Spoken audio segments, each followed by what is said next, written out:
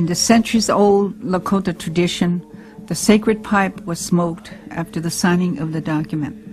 This time honored tradition of praying to the four directions, Grandmother Earth and the Great Spirit, turned the treaty meeting into a holy ceremony. With the smoking of the pipe, our ancestors deeply believed that they had made an eternal pact, not only with the white man, but with the Great Spirit over our ancestral lands.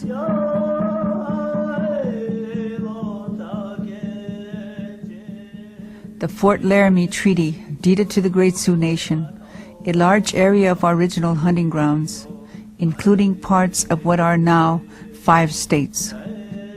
But most importantly, our sacred land of the Black Hills, Gesapa.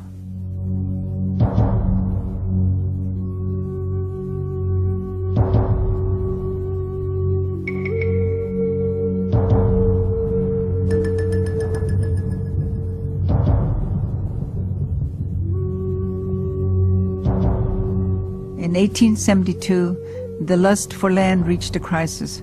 Gold-crazed miners invaded our sacred Black Hills in their insatiable quest for riches. They demanded that the Army send a detachment to protect them, as well as help build an access road onto Indian lands, the Thieves' Road.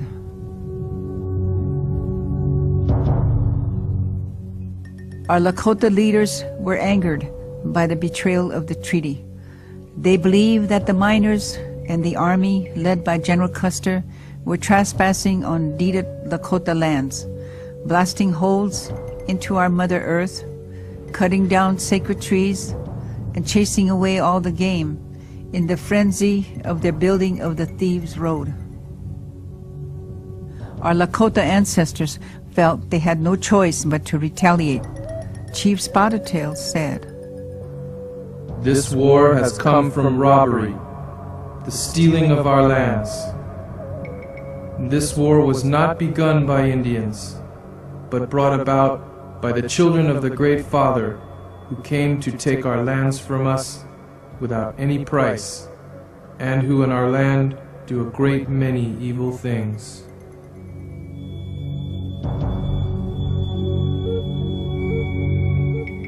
Winter, 1875. After unsuccessful attempts to buy the Black Hills, the government ordered all non-agency Lakota Indians to report to the agency by January or provoke the wrath of the Army.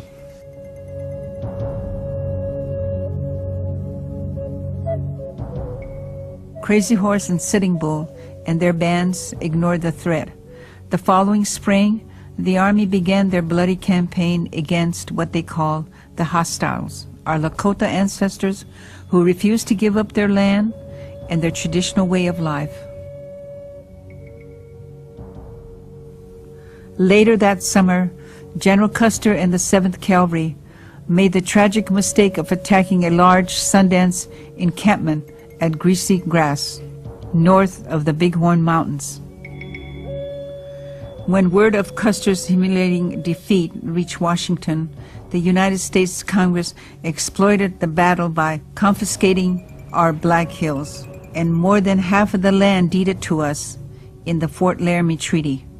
Their justification was that the Lakota had broken the Treaty of 1868, conveniently ignoring Custer's attack on a peaceful, spiritual camp. Treaty commissioners were sent in to coerce and manipulate the agency chiefs into signing their documents, ignoring the stipulation requiring signatures of 3/4 of the male tribe members on any treaty concerning land cessions.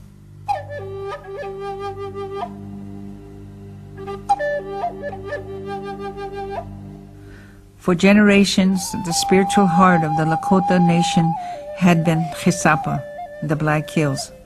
They were considered the heart of everything that is, because Lakota legend told how our first people entered life on earth within these hills.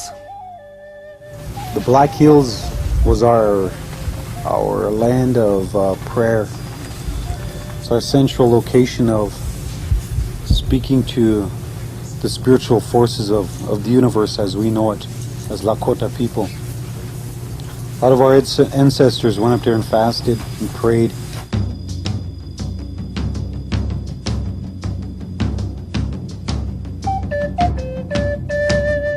Due to the catastrophic slaughter of the buffalo herds, the source of our food, our clothes, and our spiritual life, our people were freezing, starving, and desperate.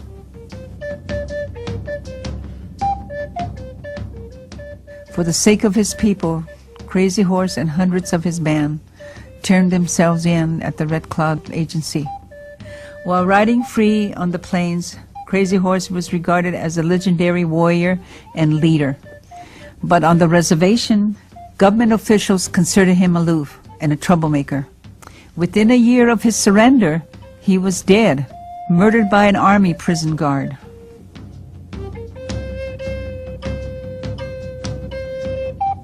Meanwhile, Sitting Bull took his band to Canada and requested a reservation there. When his request was denied, he led his people back across the border to live on the Standing Rock Reservation.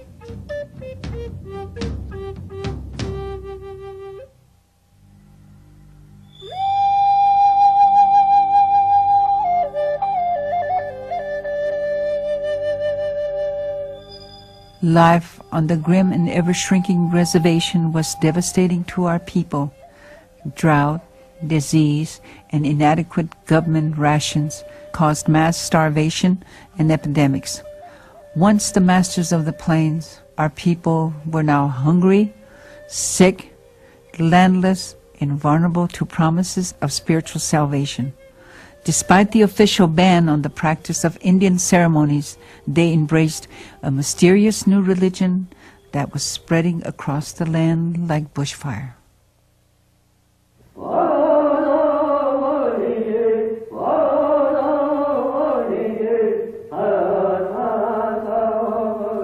In 1889, a Paiute medicine man in Nevada named Wovoka had a vision of a ceremony that would bring their dead ancestors and the slaughtered buffalo back to life. Wovoka promised that if the Indian nation would participate in the Wanagiwachipi, the ghost dance, that there would be a new millennium of peace and happiness.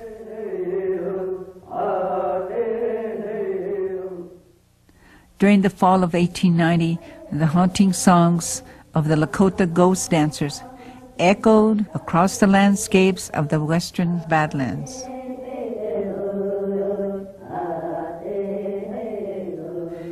At the hidden outpost called Stronghold Table, the Lakota ghost dancers prayed fervently for the restoration of their people and the old way of life.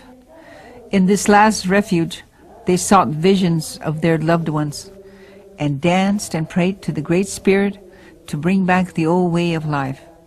The excitement of the ghost dance ritual inspired new hope in the people, but fear in the white settlers and government agents.